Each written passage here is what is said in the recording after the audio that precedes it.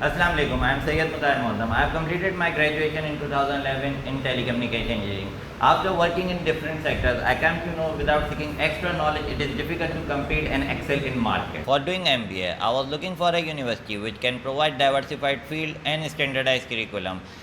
I found Barrett Hudson on social media and went through their website. Later on, I visited the campus and I was completely surprised and satisfied to see the infrastructure, student counseling facilities, and extracurricular activities in university. It was easy decision for me to take, and I was thinking that it was the right place to join the MBA program. However, as soon as the admission procedure got completed, the pandemic situation hit the world and the education sector closed. BHU has a very proper and formal structure of online classes. I thought that it was not a suitable for me, but the teacher was very cooperative and extremely well thought online classes we ahead. Teacher of the BHU are out of the box. I am thinking that I was in the right place. I am highly grateful to all my teachers and management to provide us online classes. I encourage all new students who wish to do MBA join Barrett Hudson.